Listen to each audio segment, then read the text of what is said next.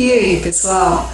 Nesse vídeo eu vou falar um pouquinho sobre a estática fetal, que é a relação do feto com a bacia da mãe. Vou falar um pouquinho sobre mecanismos do parto, que é aquele conjunto de movimentos que o feto deve fazer ali durante a sua passagem pelo canal. E por último eu vou falar um pouquinho sobre as discinesias, tá? Vou falar um pouquinho tanto das qualitativas quanto das quantitativas. Vamos começar então falando sobre estática fetal, Situação. O que é a situação? A situação, pessoal, é a relação do maior eixo da mãe com o maior eixo do feto. Se esses dois maiores eixos, tanto do feto quanto da mãe, forem coincidentes, a gente fala que a situação é longitudinal. Agora, se o maior eixo do feto estiver perpendicular ao maior eixo da mãe, a gente fala que ele tem uma situação transversal. Agora, quando não for nenhuma nem outra, ele não está nem longitudinal nem transversal, a gente fala que a situação dele é oblíqua.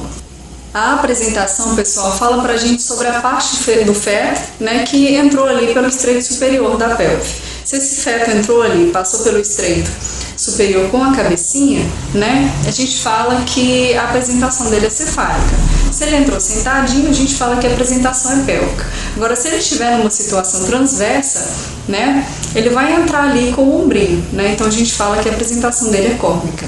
A apresentação cefálica normal é aquela em que o feto vai se encontrar com a cabecinha fletida, ou seja, ele vai encostar o mento no tronco.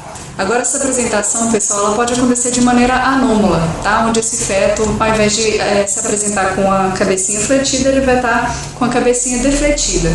E essa deflexão, então, ela pode ser de primeiro, de segundo e de terceiro grau. A de primeiro grau, você vai conseguir palpar, ao toque, a grande fontanela, que é a fontanela bregmática. Ao contrário da apresentação cefálica, esqueci de comentar com vocês que na apresentação cefálica você vai conseguir palpar a pequena fontanela, que é a lambda, Na deflexão de primeiro grau, ao invés da pequena fontanela, você palpa a grande fontanela, que é a bregmática. Agora, quando a deflexão for de segundo grau, é um pouquinho mais acentuada, Então, ao invés de você conseguir palpar a fontanela bregmática, você consegue palpar ali a glabela do neném, E na deflexão de terceiro grau, que é ainda mais acentuada, ao invés de você palpar a glabela, você consegue palpar o mento do neném. Nos casos em que esse neném vai apresentar a deflexão, então, da cabecinha, a conduta do obstetra vai depender, do grau de deflexão. Se for uma deflexão de primeiro grau, a gente pode aguardar com que essa gestante tenha uma contração de forte intensidade que vai corrigir, esse pequeno grau de deflexão da cabeça. Agora, se for uma deflexão de segundo grau, isso aí é altamente distóxico, E a gente tem que mandar essa gestante para uma via alta. Agora, no caso de uma deflexão de terceiro grau, pessoal, vai depender se a apresentação do neném é mentopúbica ou mentoposterior, Se o mento dele está voltado para a região anterior da mãe ou para o sacro da mãe. Se estiver voltada para a região anterior da mãe, pode ser que quando o feto passe ali pelaquela curvatura do sacro, ele consiga rodar a cabeça. Agora, se for mento posterior, não tem jeito, a gente tem que mandar essa gestante para a via alta. No caso da mentopúbica, a gente pode tentar aí uma prova de trabalho de parto. A posição, pessoal, é o lado da mãe onde a gente encontra o dorso do feto, onde a gente vai descobrir ali fazendo as manobras de Leopold. Então, para o lado em que houver o dorso do neném, a gente fala que é a posição.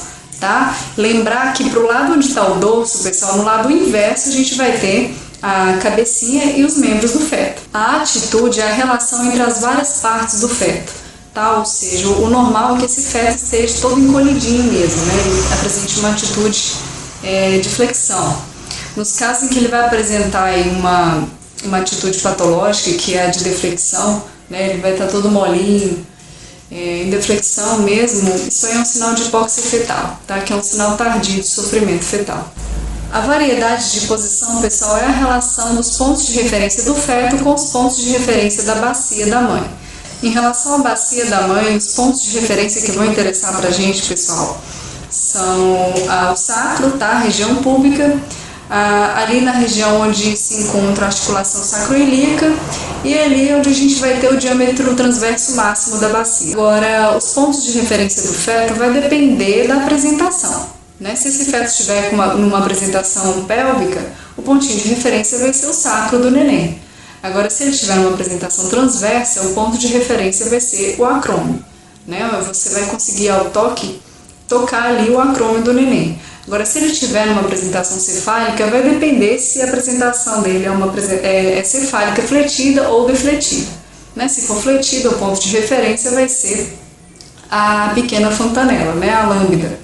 Agora, se for a apresentação em deflexão, né? Se ele tiver com uma cabecinha defletida, vai depender do grau. Se for uma deflexão de primeiro grau, o ponto de referência vai ser a fontanela Bregman, né? A grande fontanela.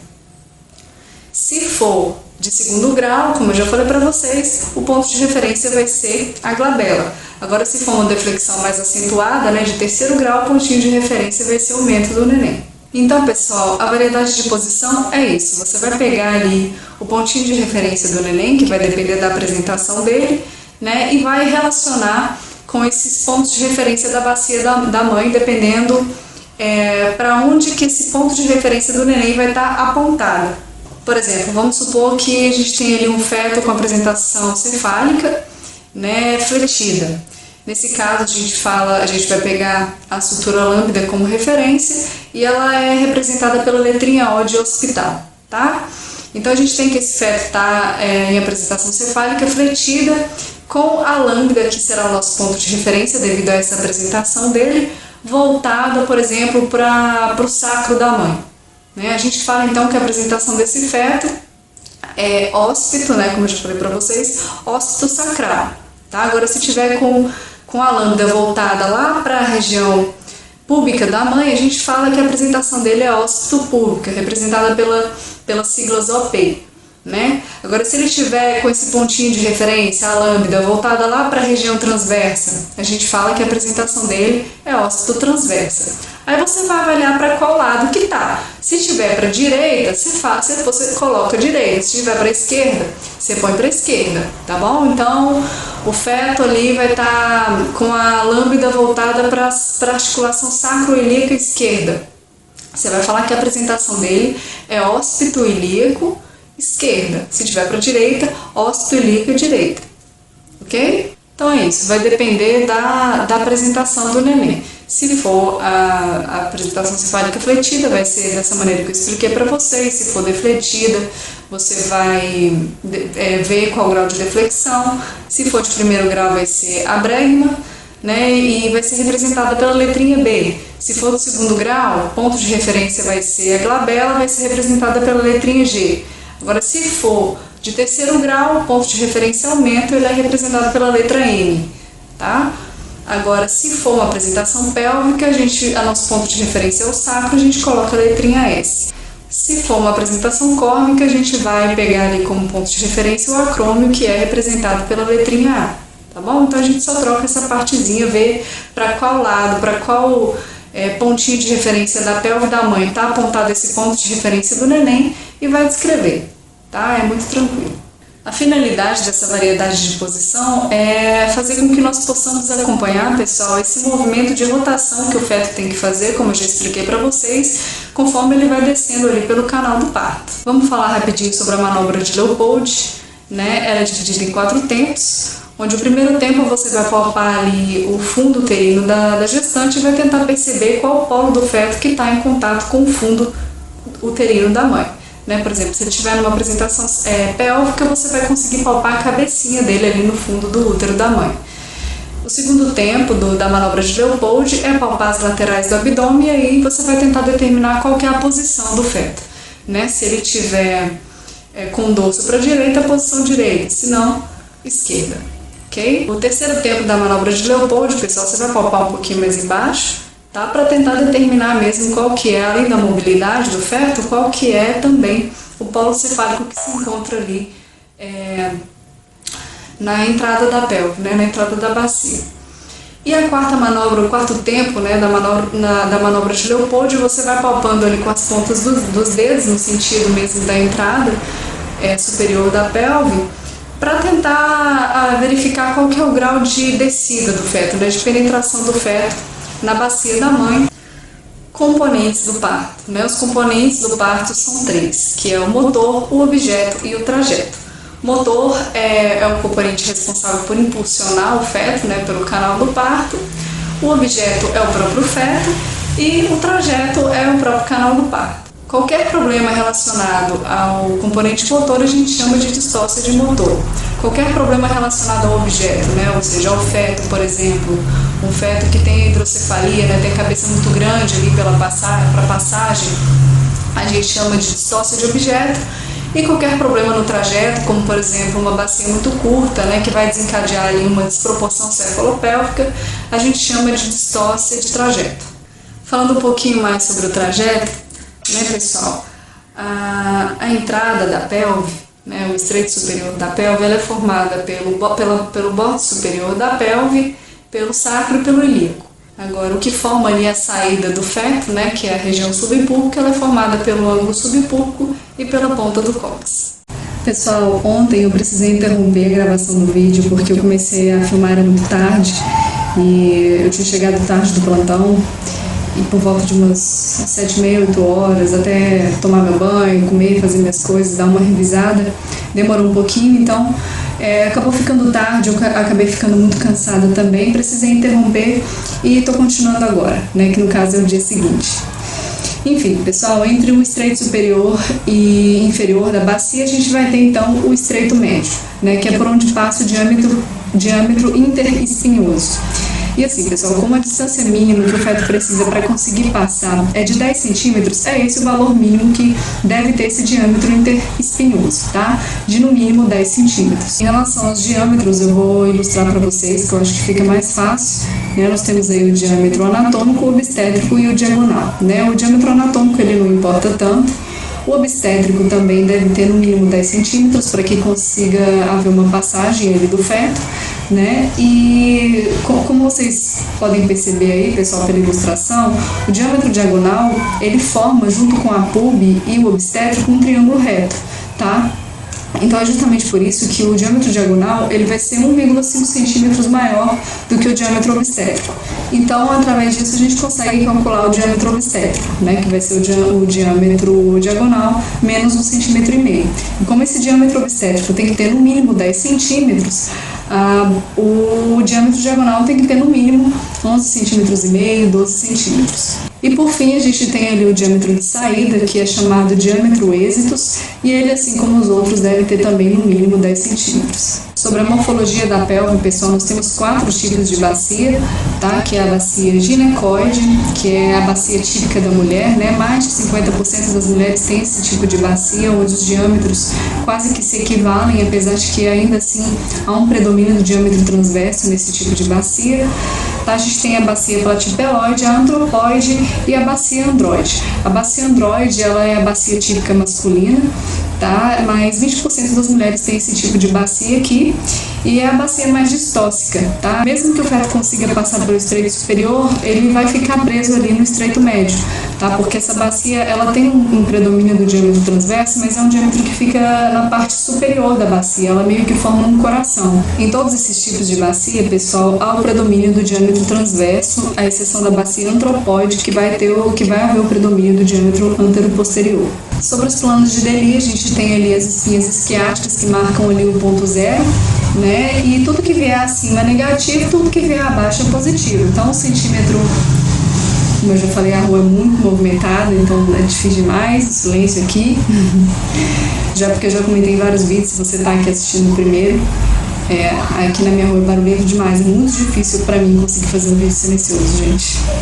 Enfim, 1 centímetro acima desse ponto zero, menos 1, 2 centímetros, menos 2. O inverso é para tudo que vier abaixo do plano zero. Então, 1 centímetro abaixo, mais 1, 2 centímetros, mais 2. Nós temos também os planos de Oddi, que são divididos em 4 planos, né, onde o primeiro plano passa ali entre o estreito superior da bacia, o segundo passa pelo estreito inferior da bacia, o terceiro plano passa entre as espinhas isquiáticas, né, que corresponde então ao ponto zero dos planos de Deli, e o quarto plano vai passar ali na pontinha do cóccix. Tá? Em relação aos planos de Oddi, a gente não pega como ponto de referência a região occipital do feto, a gente vai pegar ali a região da cabeça onde tem maior diâmetro. Sobre sincletismo e assincletismo, a gente tem então que o sincletismo é quando o neném vai descer sem inclinar a cabecinha e o assincletismo é quando ele inclina, né? E essa inclinação da cabeça do neném pode ser para a região anterior ou para a região posterior, né? A inclinação da cabecinha do neném para a região anterior a gente chama de de inclinação de Litzmann, e para a região posterior a gente chama de inclinação de Nagel. Tá? Na inclinação de Litzmann, né, que é a inclinação anterior, a gente vai conseguir palpar o parietal posterior do feto. E na inclinação posterior a gente consegue palpar o parietal anterior, é o inverso. Em relação a esses movimentos de rotação que o feto faz enquanto desce ali pela bacia, pessoal, a gente tem que geralmente ele entra na bacia na posição de occipito ilíaca, tá? E vai descer e rodar para occipito púbica ou occipito sacra, né? A partir daí a gente vai ter que vai sair a cabecinha dele, essa cabecinha sai por deflexão, tá? Vai haver então uma deflexão da cabeça. Quando sair a cabecinha, a gente vai ter que fazer uma rotação interna do ombrinho para que o ombrinho do neném esteja alinhado com o diâmetro êxito, tá? E esse mecanismo a gente chama de mecanismo de restituição. Aí a gente tem que tirar primeiro o ombrinho anterior do neném, então a gente puxa um pouquinho para baixo, tira o ombrinho anterior e depois puxa para cima para sair o ombrinho posterior. Ainda sobre os componentes do parto, pessoal, troquei de roupa porque eu fui para academia, voltei, deixa eu terminar esse vídeo logo antes que me bata o cansaço, né? Enfim, ainda sobre os componentes do parto, né? Falando mais um pouquinho sobre o componente motor, falando um pouquinho sobre o componente motor, né? Em relação à evolução da contratividade uterina, pessoal, durante a gravidez as contrações uterinas elas são incoordenadas, elas são frequentes, são focais de baixa intensidade e elas não possuem o tríplice gradiente descendente. Tá? São as chamadas contrações de Braxton-Hicks. Conforme essa gestante vai se aproximando da data do parto, essas contrações tendem a ir ficando cada vez mais frequentes. A gente fala em trabalho de parto a partir do momento em que aquela gestante está apresentando contrações de 2 a 3 contrações em 10 minutos, com duração de 30 a 40 segundos. Aqui na faculdade a gente aprende que a partir do momento que essa gestante adquire pelo menos 2 contrações efetivas em 10 minutos. Tá? E essas contrações efetivas que a gente aprende aqui na faculdade são contrações que duram mais de 40 segundos. Aqui na apostila já diz que contrações com duração de 30 a 40 segundos já caracterizariam aí um trabalho de parto. A unidade contrátil, pessoal, é a chamada unidade Montevideo, tá? Que é a multiplicação da frequência das contrações em número de contrações em 10 minutos pela intensidade das contrações em milímetros por mercúrio. Tá? Unidade Montevideo. As contrações do trabalho de parto, pessoal, elas devem ter 3 qualidades, tá? Que a gente chama de tríplice gradiente descendente. Essas 3 qualidades, então, pessoal, que caracterizam as contrações do trabalho de parto são contrações globais, tá? Essas contrações elas devem se iniciar no fundo uterino e devem gerar, claro, um vetor descendente. Então, o tríplice gradiente descendente, pessoal, são as três qualidades que devem ter as contrações do trabalho de parto. Agora, sobre as 3 variáveis, né, das contrações, a gente tem aí a intensidade, a duração e a frequência. A intensidade é dada em milímetros por mercúrio, a duração é dada em segundos e a frequência diz respeito ao número de contrações que essa gestante está tendo dentro de 10 minutos. Falando um pouquinho agora, pessoal, sobre a contratividade uterina normal, né, sobre a discinesia uterina, a gente tem aqui que as anomalias das contrações, pessoal, elas podem ser quantitativas ou qualitativas. As alterações quantitativas, a onda contrátil ela é generalizada, ela mantém um tríplice gradiente descendente e elas terão que somente os seus valores estarão aumentados ou diminuídos, né? Aumentados hiperatividade, diminuídos hipoatividade. Já as anomalias qualitativas, pessoal, elas podem gerar ondas generalizadas, porém com uma inversão do tríplice gradiente descendente, ou essas ondas podem ser localizadas, assincrônicas e incoordenadas. Tá? Elas são as chamadas verdadeiras discinesias uterinas, porque elas vão atrasar a dilatação ou até impedir a dilatação do colo uterino. Começando aqui, então, pelas discinesias quantitativas, né, sobre a hipoatividade, vai ser aquela situação em que aquela gestante vai apresentar contrações com uma frequência ou intensidade diminuídas para aquele momento do parto que está sendo observado, né? Quando essa gestante vai apresentar contrações inferiores a 25 milímetros por mercúrio, a gente vai chamar de hipossistolia. Agora, quando ela estiver apresentando menos de 2 contrações em 10 minutos, a gente chama de bradissistolia, tá? O tratamento da hipoatividade, pessoal, é ocitocina em doses fisiológicas, tá? De 1 a 8 miliunidades por minuto. Na hiperatividade vai ser o contrário, né? É aquela situação em que a gestante vai apresentar um aumento da intensidade ou da frequência das contrações uterinas. E o excesso de contrações, pessoal, pode gerar aí um sofrimento fetal agudo e até ruptura uterina, que é mais raro de acontecer, acontece mais em parto obstruído, tá? Mas é um risco, né? Pode acontecer. E o decúbito lateral ele vai reduzir a frequência dessas contrações e ele está indicado aí para os casos de taxistolias. Agora, nas situações em que a gente vai ter uma hipersistolia, né, um aumento da intensidade das contrações, a gente pode lançar a mão dos uterolíticos. Conceito de hipersistolia sempre que a intensidade das contrações ultrapassarem a 50 milímetros por mercúrio.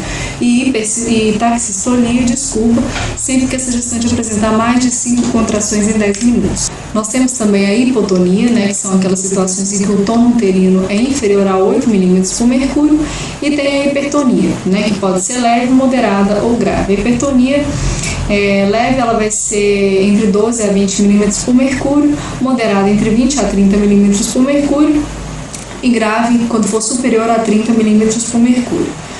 Tá? Existem 4 causas básicas para essa hipertonia, que são a hipertonia por taxistolia, por incoordenação, por sobredistensão, né, como por exemplo feto muito grande, macrossômico, polidrâmio, gemelaridade, DPP, né, que vai gerar um sangramento ali dentro, são possíveis causas aí de hipertonia. A gente tem também a causa idiopática. Como opções para o tratamento das hipotonias, pessoal, a gente tem a administração de ocitocina, né, na dose inicial de 1 a 8 miliunidades por minuto, como eu já comentei com vocês. A administração de prostaglandinas pode ser via vaginal ou intracervical, e a rotura das membranas, né, que ajuda também. Para o tratamento das hipertonias e da hiperatividade, a gente tem que descontinuar o uso de uterotônicos, né, manter essa gestante em decúbito lateral esquerdo, como eu já comentei com vocês, ajuda. Fazer a prescrição de meperidina, porque a analgesia ela reduz a produção de catecolaminas, e fazer uso de tocolíticos em casos de hipertonia por taxistolia. Sobre as discinesias qualitativas, né, pessoal, que são as verdadeiras discinesias, a gente tem aí, primeiro, para vocês entenderem melhor, o funcionamento normal, né, é que ali no útero, no fundo uterino, nós temos 2 marcapassos, né, que eles devem funcionar de maneira sincronizada. Tá? Nas situações em que esses marcapassos naturais começam a funcionar de maneira assincrônica, a gente chama de incoordenação de primeiro grau. Tá? Nos casos em que vai haver ali o surgimento de um marcapasso ectópico, a gente chama de incoordenação de segundo grau. Agora, nas situações em que vai haver esse marcapasso ectópico, ele vai gerar um vetor ascendente, né? Ou seja, ele vai desencadear uma inversão do tríplice gradiente descendente, a gente chama de inversão do tríplice de gradiente descendente. Tá? Na clínica não tem, na prática não tem como a gente diferenciar uma da outra, e os 3 são tratados da mesma maneira, tá? Que é através de decúbito lateral esquerdo, como eu já falei para vocês, deixar essa gestante em decúbito lateral esquerdo, infusão de ocitocina em doses fisiológicas, amniotomia, analgesia e sedação. Se não funcionar, encaminhar essa gestante para cesariana. Enfim, pessoal, precisei fazer esse vídeo todo picotado mesmo, né, por conta da correria que é, mas enfim, eu espero ter ajudado vocês. Muito obrigada. Minha referência, como a maioria dos casos, é o Medicurso. Obrigada.